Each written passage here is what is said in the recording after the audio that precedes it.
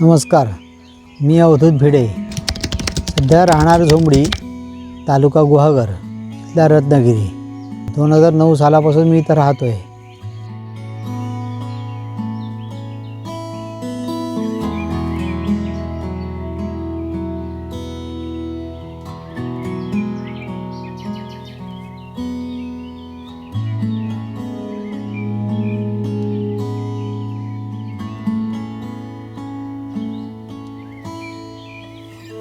मी यापूर्वी पुण्याला एका चांगल्या मोठ्या कंपनीमध्ये नोकरीला होतो. मी पेशाने सिव्हिल इंजिनियर आहे.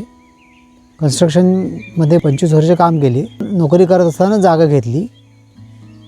जेव्हा पुण्यात आम्ही राहत होतो त्यावेळेला एकंदरीत पेपरात म्हणा किंवा मीडियामध्ये म्हणा बातम्या सतत चालू असायच्या. कर्करोगाचे ऋण वाढले, मधुमेहाचे ऋण वाढले आणि अनेक नानाविध आजार लोकांना व्हायला लागलेत. त्याचं कारणं काय असावीत? लक्षात यायला लागले की लोकांची जीवनशैली ती त्याला मूळ कारणीभूत असणार, नंबर 1. आणि दुसरं म्हणजे आहार हाही त्याला कारणीभूत असणे शक्यता आहे असं आम्हाला वाटत होतं. तज्ज्ञ लोक जे आमच्या काही ओळखीतले होते त्यांच्या मार्गदर्शनातून असं कळायला लागले की खाणं जे उत्पन्न केलं जातं त्याच्यावर असंख्य प्रमाणाची कीटकनाशकं मारली जातात. साठवणूक करण्यासाठी परत त्याच्यावरती वेगळ्या प्रकारची औषधं फवारली जातात. दुसरं असंही लक्षात आलं की सफरचंद आपण सध्या बाजारात येतात, ती खातो आहे, पण ती कुठून येतात, कुठे निर्माण होतात? सफरचंद तर काही महाराष्ट्रात तयार होत नाही. आता चांगल्या प्रकारची, चांगल्या दर्जाची म्हणूया आपण सफरचंद ही हिमाचल प्रदेश किंवा काश्मीर या विभागात येतात. आता हे जवळपास त्याचं अंतर आपल्याकडनं 1,500 किलोमीटर आहे. 1,500 किलोमीटरचा प्रवास करत इथपर्यंत कशी येतात? साधी केळी जरी आपण धरली 7 दिवसात किंवा 5 दिवसात खराब होतात. हे आपण जे काही खातो आहे बाजारातलं हे सगळं कुठून ना कुठून तरी कोणत्या ना कोणत्या तरी कीटकनाशकांनी किंवा प्रिझर्वेटिव्हजने दूषित झालेलं आहे. त्यामुळे त्यावेळेला निर्णय घेतला की आता स्वतः शेती करून स्वतःचं उत्पन्न स्वतःच्या शेतात काढणं या दृष्टीने काहीतरी पाऊल उचलायला पाहिजे असं वाटलं. जवळपास आम्ही 4 एक वर्ष जागा शोधायचे अथक प्रयत्न केले. आम्ही कोकण निवडण्याचं कारण हे की आम्हाला कोकणाची आवड होती आणि कोकणामध्ये निसर्ग अजून बऱ्यापैकी टिकून आहे, बऱ्यापैकी जंगलं पण टिकून आहेत आणि एकाच प्रकारचे मोनोकल्चर मोनोक्रॉपिंग होतं असं कोकणामध्ये नाही आहे. त्यामुळे आम्ही कोकणाकडे वळायचा निर्णय घेतला. आत्ता जी आपण जागा बसलो आहे ही जागा आपण बरोबर 31 डिसेंबर 2009 साली घेतली. त्यांच्याकडनं आपण जागा विकत घेतली. ते इथे भुईमुग करायचे पूर्णपणे. प्रचंड प्रमाणात त्याच्यावरती रासायनिक खतांचा मारा होत होता. आपल्या जागा आपल्याला सेंद्रियमध्ये कन्वर्ट करायची होती. सगळ्यात पहिल्यांदा या जमिनीमध्ये जसं मिळेल तसं मे महिन्याच्या अगोदरपर्यंत तयार झालेलं शेणखत हे आणून टाकायला सुरुवात केलं. साधारणपणे दर नाही म्हटलं तरी 20 ते 22 गाड्या आपण दरवर्षी टाकायला सुरुवात केल्या. तर पहिल्यांदा आपल्याला पाणी हवं, काहीही करायचं असेल तर पाणी हवं आपल्याला.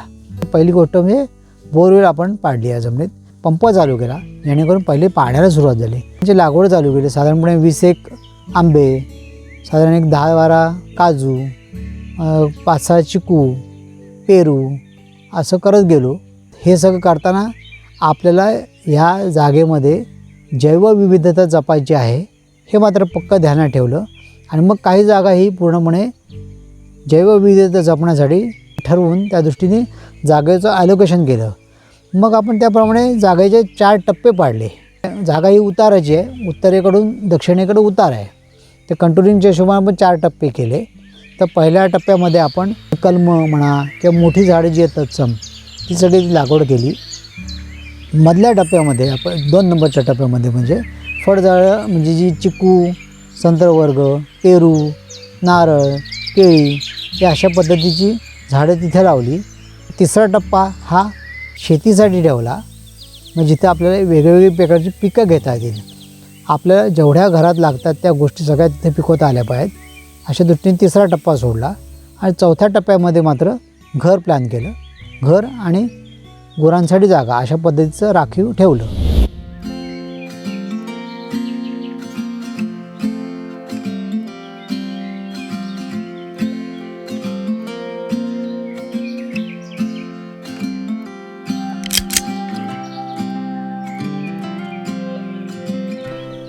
ह्या पहिल्या टप्प्यात हे सगळ्यात पूर्वेच्या साईडला शेताच्या हळद लावलेली आहे.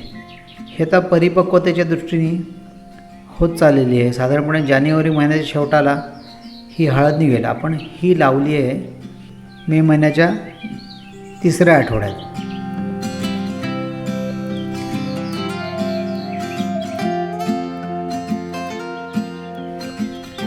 आपल्या हळदीसाठी आपण सुरुवातीला वाफे बनवतो. हे गादी वाफेवरती केलेली हळद आहे पूर्णपणे.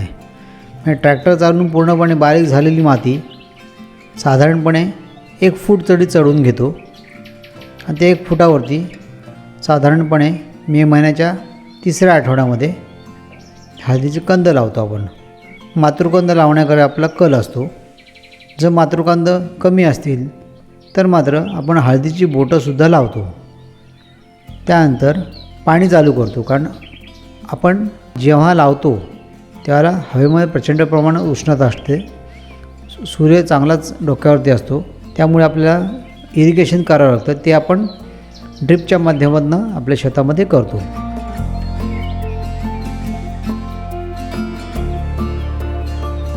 हे करत असताना जेव्हा आपण पाणी देतो त्यावेळेला ही माती हळूहळू बसत जाते. पावसाळ्यामध्ये अजून बऱ्याच प्रमाणात बसत जाते.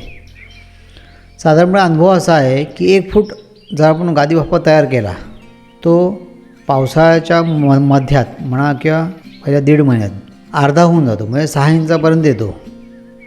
त्यावेळेला आपल्याला एकदा संपूर्ण गादी वाफ्यांची बेंडणी करून त्याच्यावरती परत माती ही बाजूनी चढवायला लागते. जी आपण चालण्यासाठी जागा जी ठेवली आहे ही नुसतीच चालण्याची जागा नसून तर त्यातनंच माती आपण आपल्या रोपावरती चढवत असतो.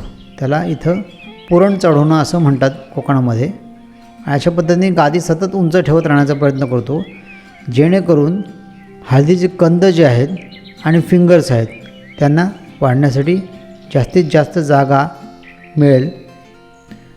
आता बघा, तुम्हाला काही ठिकाणी कंद उघडे पडलेले दिसतील, म्हणजे पुरण चढवताना ह्याच्यावरती व्यवस्थित माती चढवली गेली नाही. त्यामुळे आता थोडीशी त्याच्यावरती माती चढवायला लागेल. आता बऱ्यापैकी उशीर झालेला आहे, परंतु त्याला प्रोटेक्शन म्हणून माती चढवलेली बरी.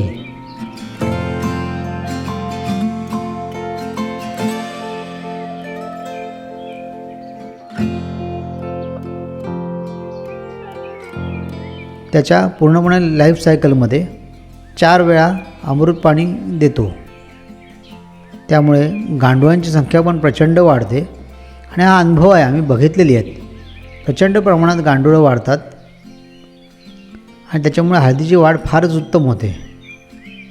हळदीला फुलं येतात, साधारणपणे 4थ्या महिन्यापासून फुलं येतात. ती आपल्याला फुलं काढून टाकायला लागतात, कारण त्या फुलांचा तसा काही उपयोग नसतो.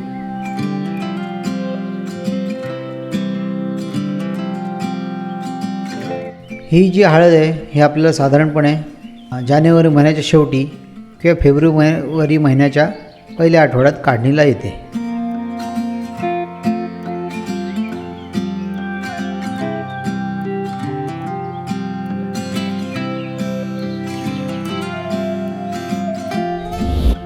दहा ते 13 या दरम्यान आपण 3 वर्षे कंटिन्युअसली शेणखत घालत होतो जागेमध्ये.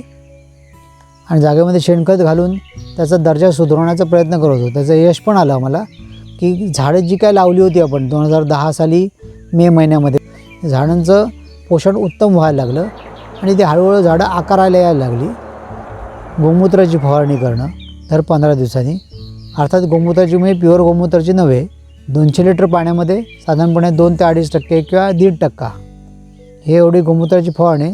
त्यानंतर कडुलिंबाची पण फवारणी चालू झाली. म्हणजे साधारणपणे आम्ही त्यावेळेला एक 15 दिवसाचं साधारणपणे लक्ष ठेवलं की 15-15 दिवसांनी तरी अल्टरनेट फवारणी व्हायला हवी. कारण हे आत्ता आपली सुरुवात आहे. जे शत्रू कीटक असतील म्हणा जमिनीतली, त्यांचा नाश होण्यासाठी आपण वेखंडाची फवारणी साधारणपणे महिन्यातून एकदा जमिनीला हे आपण केली सुरुवात.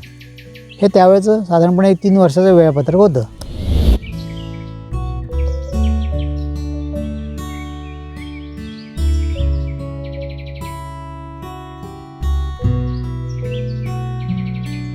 ही आपली प्लॉटची कंपाऊंड वॉल आहे आणि आपण बघतोय ते आता नॅडेपच्या टाक्या बघतोय. म्हणजे काय करायचं त्याच्यामध्ये, तर त्याच्यात पहिला पालापाचोळा दाबायचा, त्याच्यावरती शेणपाणी टाकायचं, त्याच्यावर माती टाकायची, परत त्याच्यावरती पालापाचोळा टाकायचा, त्याच्यावर परत शेणपाणी, परत माती, असं लेअरिंग करून अगदी वरपर्यंत टाकी भरून घ्यायची. वरती सगळ्यात शेणाचा गिलावा असायचा आणि उत्तम खतामध्ये ते साधारणपणे 3.5 ते 4 महिन्यामध्ये रूपांतर व्हायचं. त्याच्या लाईफ सायकलमध्ये 3.5 महिन्याच्या पूर्णपणे टाकी ही उलटी करून घ्यायला लागते. परत सगळ्यात शेवटी 3.5 महिन्यानंतर हे सगळं काढणं आणि सगळ्या झाडांना टाकणं.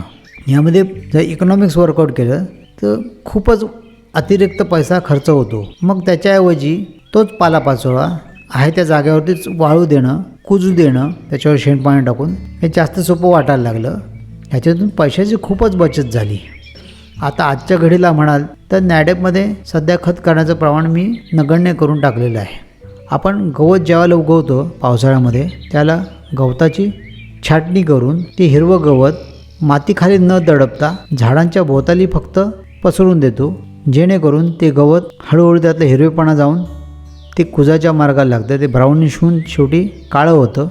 एकदा काळं झालं की त्याच्यावरती शेणपाणी आणि माती टाकून आपण ते बुजवून टाकतो.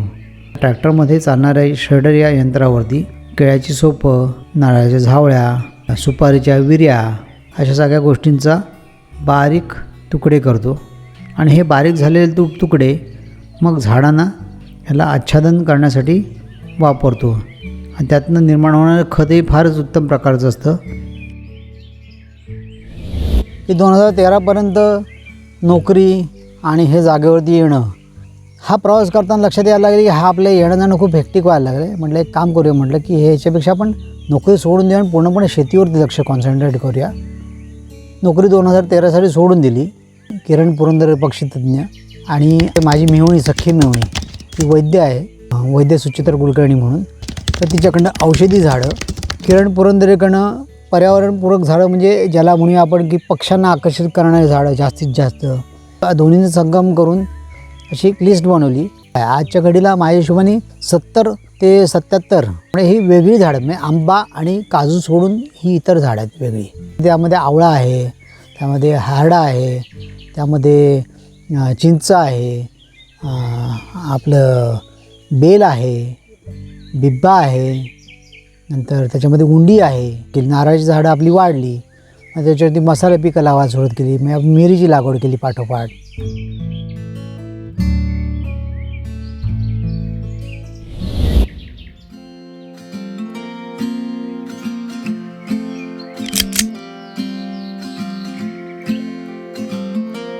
हे उजव्या हाताला सोनचाफ्याचं झाड आहे. ते सोनचाफ्याच्या झाडावरती पोळ्याची मधमाशी तिचं पोळं ठेवलेलं आहे. लाकडाच्या बंद पेटीमध्ये पोळ्याची मधमाशी असते. अशा 2 पेट्या आपल्याकडे आहेत.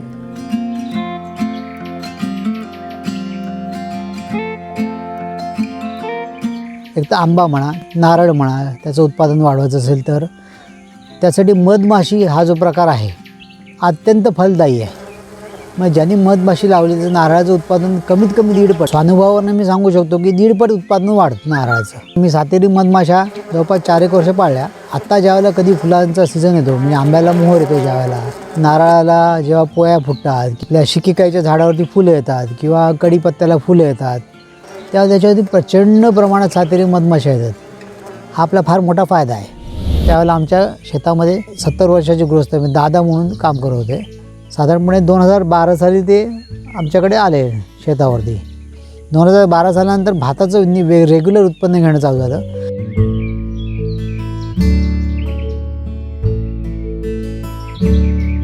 म्हणजे आमच्या घरात लागणारा भात हा आमच्याकडे पिकायला लागला पूर्णपणे.